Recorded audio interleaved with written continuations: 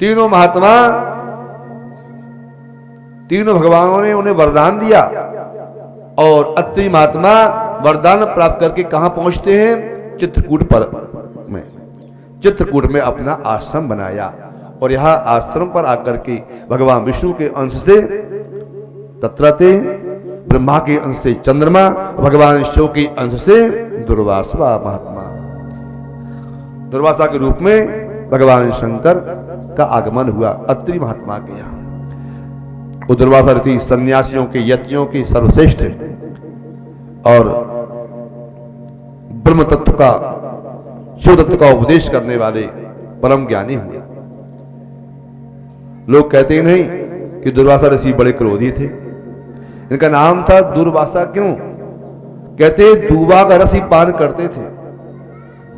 दूबा का जो रस होता है उसका ही रस को पान करते थे, इसलिए इनका नाम हुआ दुर्वासा।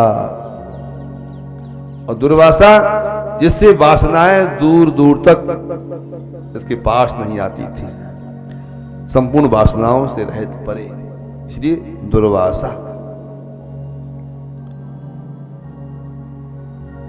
सज्जनों, भगवान शिव का एक रूप अवतार हुआ। जब भगवान शिव ने मोहिनी रूप का दर्शन किया तो हनुमान जी महाराज का प्राकट हुआ। एक 11 रुद्र बनकर के आए भगवान शिव श्री राम की सेवा करने के लिए। भगवान शिव ने कहा, देवी जी, मैया पार्वती से समय आ गया है, भगवान श्री राम का आपके द्वारा जो तिरस्कार हुआ है, जो अपमान हुआ है, इसलिए मैं चाहता हूं भगवान प्रभु श्री राम की सेवा करने के लिए दास बन करके और उनकी सहायता करने के लिए हनुमान जी महाराज अंजना के पुत्र बनकर के आए। मैया पार्वती ने भी कहा, प्रभु मैं भी आपके साथ में चलूंगा। भगवान हनुमान शंकर ने कहा, देवी वहां गृहस्थी की आवश्यकता नहीं है, मैं तो उनका दास बनकर के रहूंगा। तो मैं बोले, पीछे पीछे हम भी आपकी सहायता करेंगी, हैं आपकी सेवा करेंगी। तो कहते हैं हनुमान जी की जो पूंछ में मैया पार्वती जी का निवास हुआ। और देखो हनुमान जी महाराज जितने भी काम किए हैं प्राय पूंछ से ही किए सब, है ना। पूंछ या मुटका, मुटका एक महाकपि हनी, मुट्ठी मारी या पूंछ से। लंका जलाया, किससे जलाया लंका? हनुमान जी ने पूंछ से जलाई।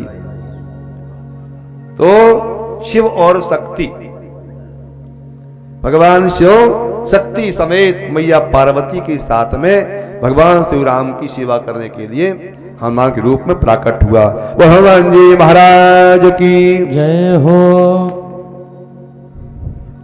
भगवान का बेताल के रूप में अवतार हुआ भगवान शंकर का। मैया पार्वती जी कैलाश पर्वत पर हैं, भगवान शंकर ध्यान में समाधि में बैठे हुए थे। भैरव जी पहुंच गए भगवान मैया पार्वती के पास में, और भैरव जी ने लौकिक दृष्टि के से मैया पार्वती को देखा। तब मैया पार्वती को क्रोध आ गया कि जाओ भैरव, तुम्हारा कलयुग में बेताल के रूप में अवतार होगा। ताल और बेताल, ये बेताल कौन था? ये बेताल भगवान शंकर का, भैरव का अंश था। बेताल रूप में अवतार हुआ। भगवान शंकर का एक विषय रूप में अवतार हुआ, बैल बनकर के भगवान शंकर प्रकट हुए। कहां? पातालपुरी में। जब भगवान विष्णु ने जब समुद्र का मंथन किया, उससे अनंत अप्सराओं का उत्पन्न हो गई, असंख्य नारियां उत्पन्न हो गई। उन नारियों को देखकर भगवान विष्णु पातालपुरी में चले गए, और पातालपुरी में पहुंच करके भगवान विष्णु निवास कर रहे हैं। सैकड़ों देवियां हैं, लौट करके ऊपर नहीं आई। मैया लक्ष्मी जी को बड़ा कष्ट हुआ। भगवान शिव से प्रार्थना की, प्रभु भगवान नारायण समुद्र मंथन में गए थे देवताओं का पक्ष लेने के लिए, और लौट करके नहीं आई, समुद्र मंथन हो गया, उनका पता ही नहीं कहां चले गए, कहां गायब हो गए। भगवान शंकर ने ध्यान से देखा तो समझ गए, कहा देवी वो तो पातालपुरी में है। भगवान वो जानते हो क्या हुआ? पातालपुरी भगवान नारायण के द्वारा उन असंख्य देवियां थी, जो नारियां थी, उनसे असंख्य परिवार बढ़ गया, बहुत बड़ा वंश परंपरा हो गई नीचे।